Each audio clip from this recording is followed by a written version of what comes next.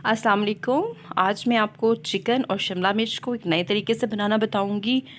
कुछ नया टेस्ट लाते हैं इसमें और कुछ हटकर बनाते हैं। सबसे पहले 1 कप दही लिया है मैंने और 1 कप दही में मसाले डालने हैं। नमक, लाल कुटी हुई मिर्च, पिसी हुई मिर्च, गरम मसाला पाउडर और काली मिर्च थोड़ी सी डालनी है। इसको अच्छे से मिक्स करना है और उसके बाद इसमें डालना है लहसुन और अदरक का पेस्ट। अच्छे से मिक्स हो गया है। इसमें मैंने पिसा हुआ अदरक और लहसुन 2 चम्मच डाल रही हूँ और ये चिकन के लिए अच्छा होता है। चिकन की अपनी जो स्मेल है उसको ख़त्म कर देता है। तो फिर इसमें चिकन बोनलेस डालूँगी और बोनलेस चिकन जो है वो शिमला मिर्च के साथ अच्छा लगता है। बेहतर है दूसरे चिकन की बजाय अगर आप ये वाला चिकन इस्तेमाल करें तो। इसे अच्छे से मिक्स करना है और उसके बाद इसे मैरिनेट 1 घंटे के लिए रख दें। अगर आपके पास ज़्यादा टाइम है तो आप 2 से 3 घंटे भी इसे दे सकते हैं। अब दूसरी तरफ मैं करती हूँ मसाला तैयार। प्याज मैंने काट के डाले हैं और इसे फ्राई करूँगी।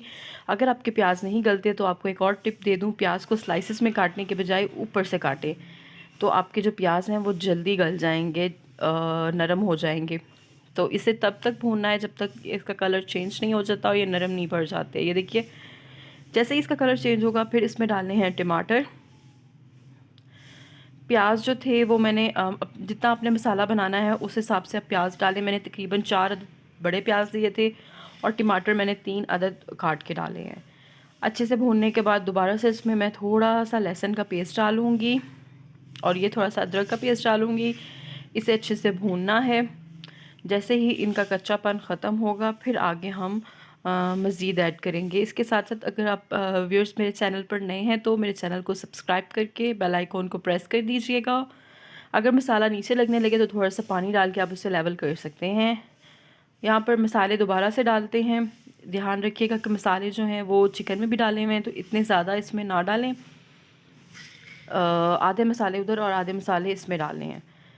मसाला अच्छे से जब भुन जाएगा, ज़बरदस्त हो जाएगा तो फिर इसमें चिकन बोनलेस जो मैरिनेट करके रखा हुआ था वो डाल देना है।